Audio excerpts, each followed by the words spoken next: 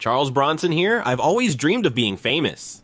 Charles Bronson is one of the most terrifying men who ever walked this earth. Many have tried and failed to control him, and the prison system was not at all prepared to deal with his violent mannerisms. Let's take a look at what could have led to this situation. Charles Bronson, originally known as Michael Gordon Patterson, was born on December 6, 1952 in Luton, Bedfordshire. Unlike many dangerous criminals, Bronson actually came from a stable family.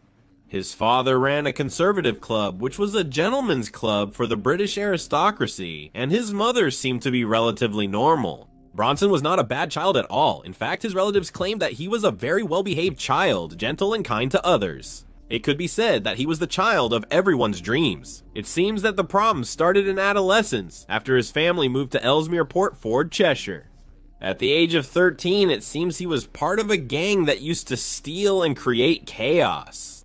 The gentle and kind boy somehow disappeared, and in his place appeared a young man who quickly fought and skipped school, a place he had come to hate. Eventually, he dropped out of school and returned to his hometown, where he managed to find a job at Tesco. However, he was terminated within 2 weeks for attacking his manager. After that, he had many jobs, but all were short-lived. The situation that led to his first conviction is quite crazy. Listen to this. He had an argument with his girlfriend's father, and afterwards he was so angry that he went outside and destroyed several parked cars. Imagine going to the store to buy some oranges, and when you come out, you find your windshield broken because someone had an argument with someone else.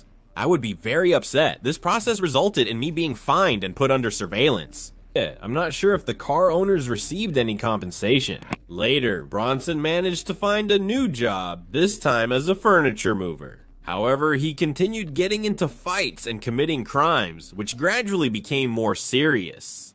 Remember, Bronson was still a teen then. His next major incident was crashing a stolen truck into a car. This led to more fines and probation periods that failed to change his behavior, as at 19 he was convicted for his involvement in a smash and grab job and met his future wife in 1971. Her name was Irene Kelsey, and she was completely smitten by him. When asked about her interest in him, she said he was so different from any other man she knew. He always wore tailor-made suits, had perfectly groomed sideburns, and a Cockney accent. So gentlemen, if you don't know how to win over the ladies, wear suits and work on your accent. The couple had a son in 1972 and divorced 5 years later. At 22 years old, Bronson was involved in an armed robbery and was sent to Walton Prison for 7 years. While there, he was sent to the punishment block for attacking 2 inmates without apparent reason. The next year, he was sent to Hull, where he refused to work in prison. It seems that he got so angry once that he destroyed a workshop after arguing with an officer. They had to send him back to the punishment block again, and he probably got used to it by that point. After being sedated and receiving an additional 6-month sentence, he persisted with violent behavior and was isolated for a period. It seems that nothing they tried to do could change him, because when he was finally released from isolation, he attacked another inmate with shards of glass. He was charged with serious bodily harm, but after a while the charges were reduced to lawful wounding. Bronson had to serve another 9 months for this violent action and was transferred again, this time to Armley Prison. This was not to be his last transfer. Between 1975 and 1977, he was moved from Yorkshire to London, being chained to the floor of a prisoner transport van. Due to his behavior, Bronson was moved to Broadmoor, a high-security psychiatric hospital, in 1978. It seems that they couldn't manage him there either, as he was quickly transferred to the secure Hampton Hospital. Bronson tried to strangle John White, a very violent child criminal. The attempt was unsuccessful, which led to his return to Broadmoor, where he managed to cross paths with one of the Cray brothers. Probably irritated by his failed strangulation attempt at Broadmoor, he tried again, this time with a silk tie. Unfortunately for him, luck was on Gordon Robertson's side, as the silk tie broke, preventing his death. Bronson became depressed after his second failure. Years later, he escaped to Broadmoor's roof and staged a protest. He ripped off the roof tiles in a fit of rage. He did this a second time, causing damages of £250,000.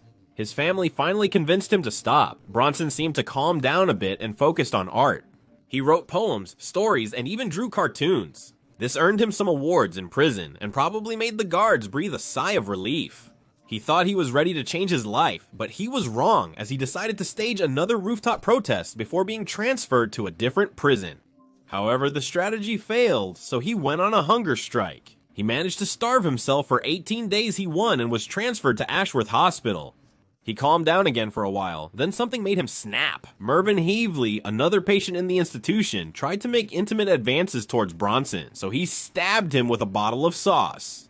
No means no. This action not only earned him an additional 3 years to his sentence, but also sent him back to prison, this time at the Risley Detention Center, where he was quickly sent to isolation because he hit another inmate. Later that year, he was returned to Walton, where he organized another rooftop protest. This cost the prison about £100,000. His sentence was extended by a year, and he was moved to Albany. There he hit an inmate on the first day and was sent to Wormwood Scrubs. It seemed that the transfers would never stop and that no one was prepared to deal with Bronson and his behavior. In 1986, he was transferred 8 times. He went from Winchester back to Wormwood Scrubs, where he strangled the governor, and then to Gartree. So what did he do when he was finally released? After serving his sentence, he was released from Gertrude and almost immediately bought a water gun, which he used to scare a stranger into driving him to Luton. He practiced bare-knuckle boxing for a while, then changed his name from Michael Patterson to Charles Bronson. In the year September 1988, he robbed a jewelry store and kept a ring to surprise his girlfriend Allison. How romantic! A few days later, he was arrested during a morning jog and was sent back to Leicester Prison. He had a strong defense, as witnesses were too terrified to testify against him. Unfortunately for him, the love of his life withdrew her initial testimony, and Bronson no longer had an alibi. He was transferred to Brixton and placed in a high-security unit. In June 1988, he pleaded guilty and was given 7 years and continued his usual activities, hitting inmates and attacking officers, and the transfers were numerous. At one point, he tangled with some rodents that had invaded his cooler. In another prison, he wreaked havoc naked, holding a spear made from a broken bottle and a broom handle. One day, he got a dose of his own medicine when 2 inmates stabbed him from behind. Released in November 1992, he enjoyed 53 days of freedom before being arrested again for conspiracy to commit robbery. According to him, his girlfriend Kellen and her lover were attempting to frame him. The charges were dropped, but he had to get revenge somehow, so he broke Kellnian's lover's nose. He was fined to $600 and later arrested again for another robbery conspiracy. While detained, they held a civilian librarian hostage. For his release, he demanded an inflatable doll, a helicopter, and tea. It seems he released the librarian because he farted in his presence. Obviously, it was too disgusting for him. He later went on the run for 80 years. He spent some time in isolation, then a few months without reverting to his previous chaotic behavior. But it didn't last long because in 1994 on Catholic Easter, he took the deputy governor Adrian Wallace hostage.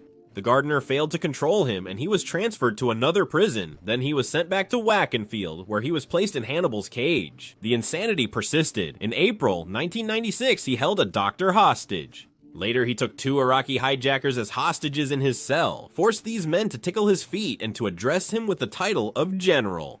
He then demanded a plane to Libya, 2 Uzi submachine guns, 5,000 rounds of ammunition, and an axe. He freed a hostage, demanded ice cream, then released the rest. His sentence was extended by 7 years. He later took more hostages, including Dr. Robert Taylor in 1996 and educator Phil Danielson in 1999. Later, in 1999, the authorities finally did what I believe they should have always done. They created a special prison unit just for him, Robert Mosley, and Reginald Wilson. In 2001, he married a divorced woman from Bangladesh named Fatima Rehman, who started writing him letters after What About Him and somehow fell in love. He converted to Islam and changed his name to Charles Ali Ahmed.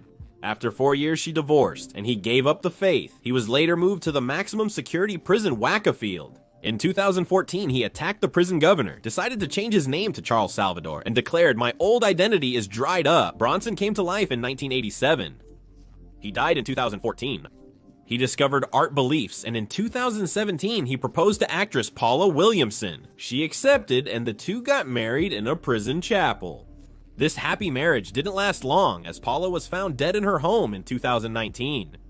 Bronson auctioned off his artwork to raise money for a child with cerebral palsy, and in 2021, he appeared on the single Only Mad Men Crawl. A film about his life was released in 2009, starring Tom Hardy in the lead role.